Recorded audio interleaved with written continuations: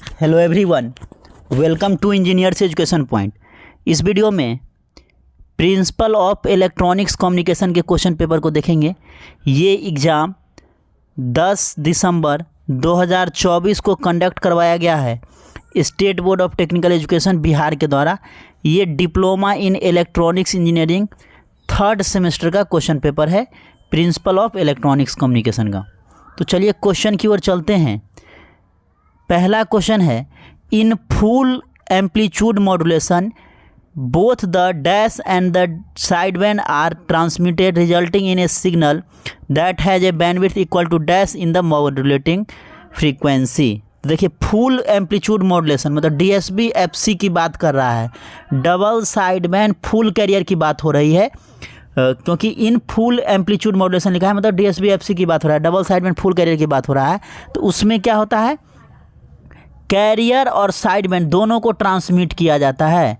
Both the carrier and the sideband are transmitted resulting in a signal that has a bandwidth equal to twice of modulating frequency होता है। क्या होता है? Twice of, दुगुना होता है। ठीक है ना। जो बैंडविड्थ होगा डीएसबी एफसी का वो 2 इंटू FM होता है। ट्वाइस ऑफ मॉड्यूलेटिंग फ्रीक्वेंसी होता है। तो क्या हो जाएगा, फर्स्ट जो ब्लैंक है उसमें कैरियर हो जाएगा और सेकेंड जो ब्लैंक है उसमें क्या हो जाएगा, ट्वाइस हो जाएगा। फर्स्ट में कैरियर और सेकेंड जो ब्लैंक है उसमें ट्वाइस हो जाएगा। चलिए सेकेंड नंबर क्वेश्चन है, कह रहा है in frequency modulation FM the carrier frequency varies based on the amplitude of modulating signal. ये क्या है, सही है या ट्रू है या फिर फॉल्स है? कह रहा फ्रीक्वेंसी मॉड्यूलेशन में जो कैरियर फ्रीक्वेंसी होता है वो वेरी करता है मॉड्यूलेटिंग सिग्नल के एम्पलीट्यूड से। तो ये क्या है, तो ट्रू है, ट्रू है, सही है। तीसरा क्वेश्चन है, the Nyquist rate for sampling a continuous time signal xt equal to 5 cos 100 pi t plus 10 cos 200 pi t minus 15 cos 600 pi t will be dash. कितना होगा? नाइक्विस्ट रेट जो है आपको निकालने के लिए दिया हुआ है। नाइक्विस्ट रेट आपको निकालने के लिए दिया हुआ है। तो नाइक्विस्ट रेट को पहले हम लोग देखते हैं, जो नाइक्विस्ट रेट कैसे निकालेंगे। ठीक है ना। तो नाइक्विस्ट रेट की बात कर ले तो क्या होता है, सैम्पलिंग फ्रीक्वेंसी जो है equal to twice of modulating frequency होगा। इसी को हम लोग नाइक्विस्ट रेट बोलते हैं। ठीक है ना। तो FS जो है greater than equal to 2FM, कम से कम। FS जो होता है सैम्पलिंग फ्रीक्वेंसी, सैम्पलिंग थ्योरम पढ़े होंगे, FS greater than equal to 2FM होता है। तो नाइक्विस्ट रेट में क्या होगा, FS इक्वल टू 2FM होगा। अब देखिए यहाँ पे इस क्वेश्चन में, क्योंकि इस तरह का क्वेश्चन आपको सब्जेक्टिव में भी दिख सकता है, तो ये सब्जेक्टिव पॉइंट ऑफ व्यू से भी आप इसको देख सकते हैं। तो यहाँ पे आप देखिएगा तो 5 cos 100 pi t मतलब cos ओमेगा टी, ये भी cos ओमेगा टी, ये भी cos ओमेगा टी। तो ओमेगा m जो है इसका वैल्यू कितना कितना है, तो सर 100 पाई है फर्स्ट वाले में, सेकेंड वाले में 200 पाई है, थर्ड वाले में 600 पाई है ना। 600 पाई, 200 पाई और 100 पाई है। ठीक है। तो इसमें जो है मैक्सिमम जो होगा वो हम लोग कंसीडर करते हैं। तो मैक्सिमम कितना है सर, तो मैक्सिमम जो है इसमें 100, 200 और 600 है। तो 600 पाई जो है मैक्सिमम फ्रीक्वेंसी हो गया। Means omega m equal to कितना हो गया, 600 पाई। तो यहाँ से ओमेगा इक्वल टू क्या होता है, 2 पाई FM होता है, इक्वल टू 600 पाई हो गया। तो यहाँ से FM इक्वल टू कितना आ जाएगा, 300 आ जाएगा। FM इक्वल टू 300 हर्ज आ गया, FM आ गया। आपसे पूछा है क्वेश्चन में नाइक्विस्ट रेट, तो FS इक्वल टू क्या बताया, 2FM। तो FM आ गया यहाँ से 300, तो 2 इंटू 300 कितना हो जाएगा, 600 हर्ज हो जाएगा। 600 हर्ज कौन सा ऑप्शन होगा, 600 हर्ज हो जाएगा इसका, 600 हर्ज। नेक्स्ट क्वेश्चन है, the signal to quantization noise ratio SQNR in delta modulation is typically lower than in, क्या हो जाएगा, किससे कम होता है, बताइए किससे कम हो जाएगा। D number, the signal to quantization noise ratio in delta modulation is typically lower than in PCM में जो है कम होता है, because delta modulation uses only 1 bit per sample. ठीक है। तो फर्स्ट ऑप्शन में PCM हो जाएगा, सेकेंड में 1 बिट पर सैंपल हो गया। ठीक है। ई नंबर क्वेश्चन है, इन डिजिटल ट्रांसमिशन, डिजिटल ट्रांसमिशन में क्या होता है? Digital transmission delta modulation technique requires minimum bandwidth, delta modulation में सबसे कम बैंडविड्थ की आवश्यकता पड़ता है, डेल्टा मॉड्यूलेशन हो जाएगा। क्या हो जाएगा? Delta modulation. डिजिटल ट्रांसमिशन में जो डेल्टा मॉड्यूलेशन है उसमें जो है सबसे कम बैंडविड्थ का रिक्वायरमेंट होता है, सबसे कम बैंडविड्थ का रिक्वायरमेंट होता है डेल्टा मॉड्यूलेशन में। तो ऑप्शन क्या हो जाएगा? डेल्टा मॉड्यूलेशन हो जाएगा। ठीक है। नेक्स्ट क्वेश्चन नंबर एफ है, analogue data having the highest harmonic at 40 kHz generated by a sensor has been digitize using 6 level PCM, the generated digital signal rate is, कितना होगा? जनरेटेड डिजिटल सिग्नल जो है उसका rate कितना हो गया? तो सैम्पलिंग रेट क्या हो जाएगा? सैम्पलिंग रेट इक्वल टू क्या होता है?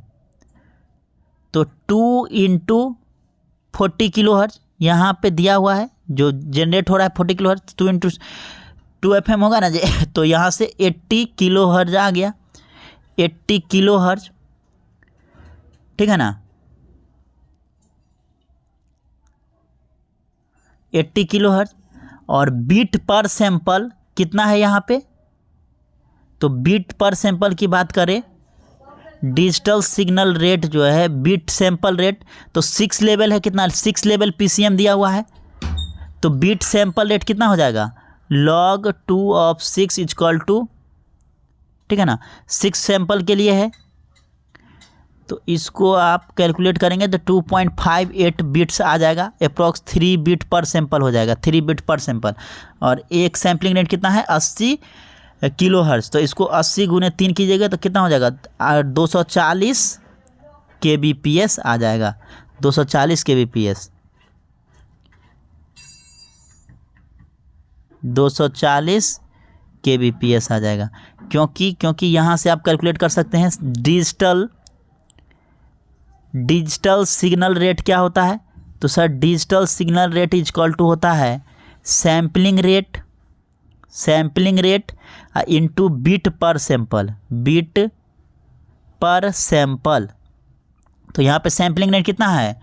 80 kHz था, इसको हम लोग हर्ज में कर लेते हैं, तो 80,000 × 3 तो कितना आ जाएगा? 240,000, इसको kbps में लिखिएगा तो 240 kbps हो जाएगा, 240 kbps क्या हो जाएगा? ये वाला। चलिए नेक्स्ट क्वेश्चन की ओर चलेंगे। जी नंबर क्वेश्चन है, in alternate mark inversion, alternate mark inversion में कह रहा है AMI में 0 इज इनकोडेड एज, 0 को जो है अल्टरनेट मार्क इन्वर्जन में 0 को जो है इनकोड किया जाता है no pulse, and 1 is encoded as positive और निगेटिव, 1 को पॉजिटिव या फिर निगेटिव से दिखाते हैं, पॉजिटिव या निगेटिव, और 0 को जो है नो पल्स दिखाया जाता है। तो पहला जो इसका ब्लैंक है उसमें क्या हो जाएगा? सर पहला ब्लैंक में नो पल्स हो जाएगा, पहला में हो जाएगा नो पल्स, और दूसरा में पॉजिटिव और निगेटिव हो जाएगा। H नंबर है ISI, inter symbol interference, can be mitigated using techniques like, कौन सा टेक्निक का यूज किया जाता है? तो लाइक इक्विलाइजेशन का यूज किया जाता है, इक्विलाइजेशन और प्रॉपर पल्स शेपिंग, इक्विलाइजेशन और प्रॉपर पल्स शेपिंग का यूज किया जाता है। तो ये हो गया इक्विलाइजेशन, ये हो जाएगा प्रॉपर पल्स शेपिंग हो जाएगा। आई नंबर है the processing gain in spread spectrum system में जो प्रोसेसिंग गेन है is directly proportional to probability of error, ये क्या है? सही है या फॉल्स है? तो सर फॉल्स है, इन्वर्सली प्रोपोर्शनल होता है, डायरेक्टली प्रोपोर्शनल नहीं होता है। प्रोसेसिंग गेन जो है स्प्रेड स्पेक्ट्रम सिस्टम में इन्वर्सली प्रोपोर्शनल होता है प्रोबेबिलिटी ऑफ एरर को, डायरेक्टली प्रोपोर्शनल नहीं होता है, इसीलिए ये फॉल्स हो जाएगा। जे नंबर है in frequency hopping spread spectrum the sender and receiver can have privacy if the hopping period is, hopping period क्या होगा, शॉर्ट होगा, hopping period is short and synchronize, short and synchronized, short and synchronize. तो ये आपका objective type question था, fill in the blanks था।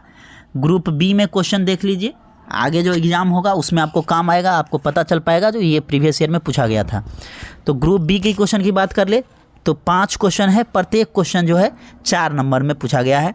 Question number 2 में पूछा है derive the expression for total transmitted power for AM wave. Total transmitted power का जो है इसका डेरिवेशन करना है। टोटल का क्या होता है, तो sir PT is equal to PC 1 + m²/2 या म्यू भी लिखा जाता है, दोनों तरह से आप लिख सकते हैं। म्यू हो गया मॉड्यूलेशन इंडेक्स, PT हो गया total transmitted power, PC carrier power हो गया, म्यू हो गया मॉड्यूलेशन इंडेक्स। तो ये फार्मूला होता है, इसी को डिराइव करना है। इसी के और में पूछा है explain the working principle of A square law modulator circuit use for AM generation. Question number 3 है state sampling theorem and define Nyquist interval. Sampling theorem को आपको स्टेट करना है और नाइक्विस्ट इंटरवल को डिफाइन करना है। और में पूछा है describe the generation method of pulse amplitude modulation signal. Question number 4 है compare PCM, DPCM and DM in terms of complexity, bandwidth, efficiency and robustness against noise. तो ये कंपैरिजन करना है pulse code modulation, differential pulse code modulation और delta modulation में, ठीक है ना। किस बेसिस पे, सर उसका कॉम्प्लेक्सिटी, बैंडविड्थ, इफिशियंसी और रोबस्टनेस ये और नॉइज, ये सारे फैक्टर पे करना है। इसी के और में पूछा है discuss the advantages and limitation of uniform quantization. Uniform quantization का एडवांटेज क्या है और उसका लिमिटेशन क्या है, ये बताना है। क्वेश्चन नंबर 5 में पूछा है explain the concept of digital baseband transmission. Digital baseband transmission का कॉन्सेप्ट को एक्सप्लेन करना है। इसी के और में पूछा है explain raised cosine filter for distortion less transmission. Distortion less transmission के लिए रेज्ड कोसाइन फिल्टर को एक्सप्लेन करना है। क्वेश्चन नंबर 6 है discuss the key characteristics of spread spectrum modulation. Spread spectrum modulation का जो है की कैरेक्टरिस्टिक्स को डिस्कस करना है। इसके और में पूछा है a pseudo random sequence is generated using a feedback shift register of length m = 4 दिया हुआ है। The chip rate is 107, 107 chips per second दिया हुआ है। कैलकुलेट क्या करना है, तो PN सीक्वेंस लेंथ कैलकुलेट करना है, chip duration of PN sequence calculate करना है और PN सीक्वेंस पीरियड कैलकुलेट करना है।